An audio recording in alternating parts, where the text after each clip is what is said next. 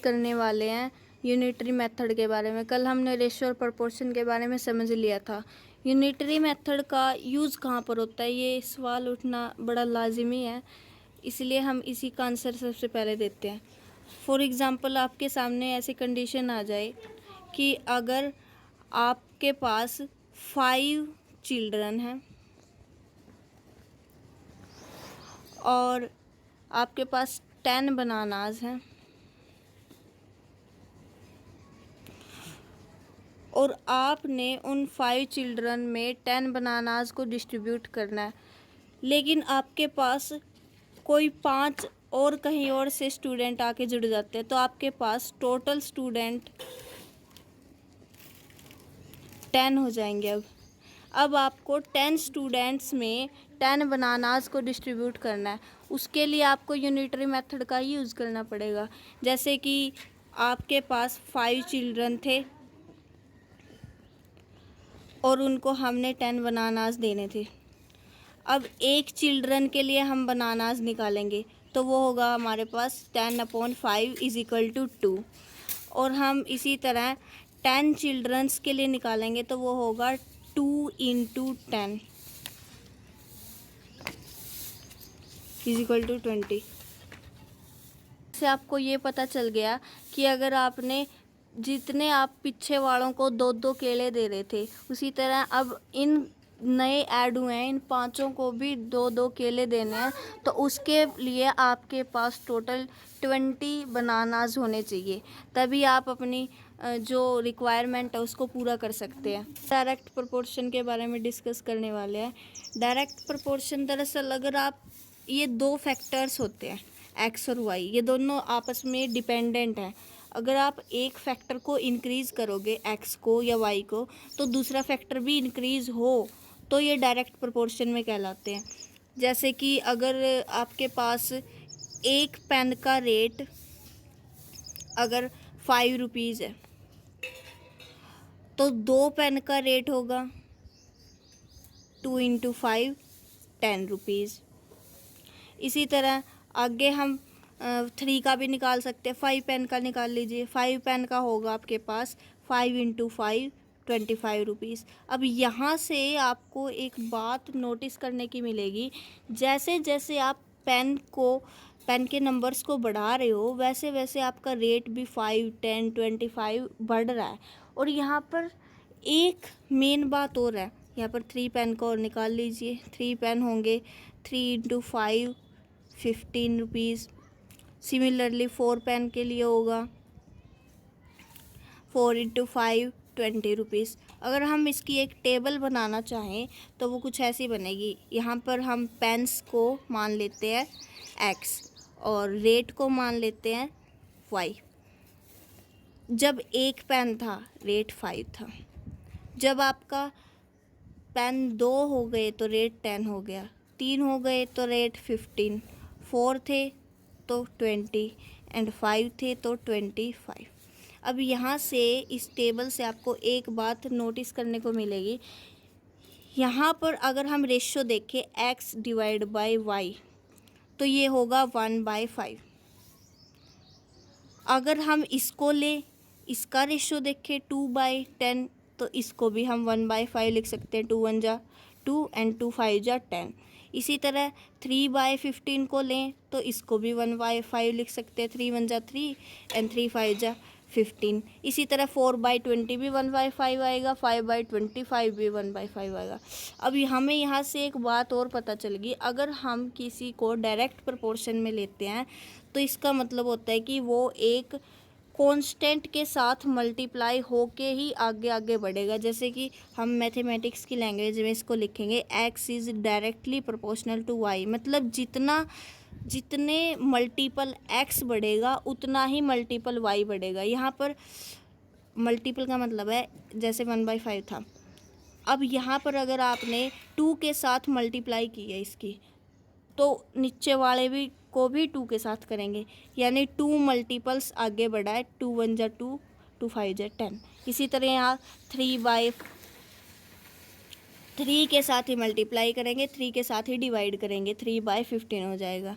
यहाँ पर x is directly proportional to y, इसका मतलब x is equal to y into some constant, y into some constant is equal to y into k था। यहाँ से हम k की वैल्यू कैलकुलेट करें तो वो होगी x बाय वाई।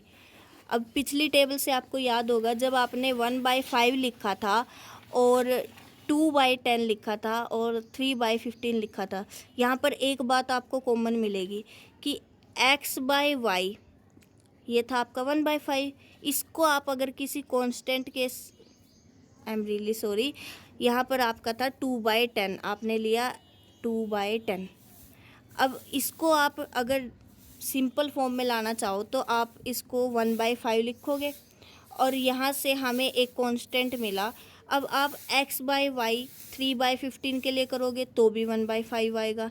यहाँ से हमें पता चल गया कि आप अगर डायरेक्ट प्रोपोर्शन में चल रहे हो तो x डिवाइड बाय y करोगे, कोई भी x की वैल्यू लो उस टेबल में से और कोई भी y की वैल्यू, कोई भी नहीं मतलब x के कोरेस्पॉन्डिंग जो y की वैल्यू है वो अगर लोगे आप तो x डिवाइड बाय y हमेशा एक कांस्टेंट वैल्यू देगा। जैसे हमेशा हमारा इस केस में 1/5 ही आएगा जब हम डायरेक्ट प्रोपोर्शन में चलेंगे।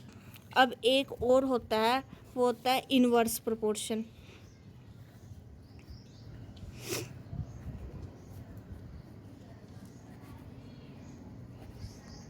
इन्वर्स प्रोपोर्शन में क्या होता है, इसमें दरअसल डायरेक्ट प्रोपोर्शन का उल्टा है। यहाँ पर भी 2 फैक्टर्स हैं x और y। यहाँ पर अगर आप एक को इंक्रीज़ करोगे तो दूसरा डिक्रीज़ होगा, आप x को इंक्रीज़ करोगे तो y डिक्रीज़ होगा, y को इंक्रीज़ करोगे तो x डिक्रीज़ होगा। ये शायद हाँ ये एप्लीकेबल होता है जब अगर आपके पास जो लेबर है यानी मज़दूर, अगर मज़दूर आपके पास बढ़ रहे हैं यानी कोई काम करने वाले बढ़ रहे हैं आपके पास, तो आपके काम करने का जो टाइम है वो ज़रूर डिक्रीज़ होगा। जैसे आपके पास 5 लेबर थे तो आपका काम होता था 2 आवर्स में। अब अगर आपके पास 10 लेबर हो गए तो आपका काम होगा 1 आवर में। इसी तरह आप 15 लेबर्स ले सकते हो या फर्दर इस टेबल को और भी इंक्रीज़ कर सकते हो। अगर हम टेबल की बात करें तो ये कुछ ऐसी दिखाई देगी। जब आपके पास हमने लेबर्स को मान लिया x और टाइम को मान लिया y। यहाँ पर x अगर 5 था तो टाइम था हमारे पास 2 आवर्स। जब x 10 हो गया तो टाइम हमारे पास 1 आवर हो गया। अगर हम 5 को 10 लिख देते हैं इसका मतलब हमने लेबर्स को डबल किया है और जो टाइम था हमारा 1/2 हो गया है। अगर हम 5 को 15 लिख देते हैं इसका मतलब हमने लेबर्स को 3 टाइम इंक्रीज़ किया है, तो हमारा जो टाइम है वो 1/3 हो जाएगा, यानी 2/3 आवर्स हमें लगेंगे 15 जो हमारे लेबर्स थे उनके साथ में। अब आप इसको फर्दर भी इंक्रीज़ कर सकते हो इस टेबल को। आपको यहाँ से एक रिज़ल्ट मिलेगा, x इन्वर्सली प्रोपोर्शनल है y के। इसे हम इस तरह मैथमेटिक्स लैंग्वेज में लिखते हैं, x is inversely proportional to 1/y। I am really sorry, x is inversely proportional to y। 1/y तो इन्वर्स के लिए ही लिखा है, पीछे हमने x डायरेक्टली प्रोपोर्शनल y इस तरह लिखा था। अब हम इसको सॉल्व करने की कोशिश करते हैं। x इज़ इक्वल टू, यहाँ ये जो साइन है इसको हटाने के लिए हम एक कांस्टेंट रख देते हैं, जैसे हमने रखा था इस केस में रखा था x is equal to k into y. यहाँ पर ये y की प्लेस पर 1/y चल रहा है इसलिए हमने k इंटू 1/y रखा है।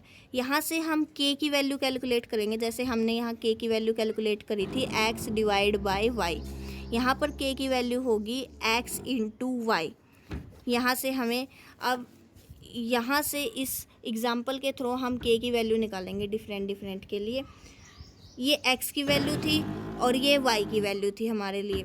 अब x इंटू वाई करेंगे यानी 5 इंटू 2 करेंगे तो हमें कांस्टेंट मिलेगा 10 मिला। अब 10 इंटू 1 करेंगे x इंटू वाई, तो फिर हमें 10 मिला। इसी तरह हम 15 इंटू 2/3 करेंगे, 3 5 जा 15, 5 इंटू 2 10 मिल गया। अब आप यहाँ से नोटिस कर पा रहे होंगे कि हमें लगातार जो कांस्टेंट है वो सेम मिल रहा है। इससे हमें पता चलता है कि जब हम इन्वर्स प्रोपोर्शन में बात करते हैं तो हमें कांस्टेंट की वैल्यू x और y दोनों की मल्टीप्लिकेशन से मिलेगी। और यहीं पर हमारा डायरेक्ट प्रोपोर्शन और इन्वर्स प्रोपोर्शन वाला टॉपिक पूरी तरह से कंप्लीट हो जाता है। Thank you.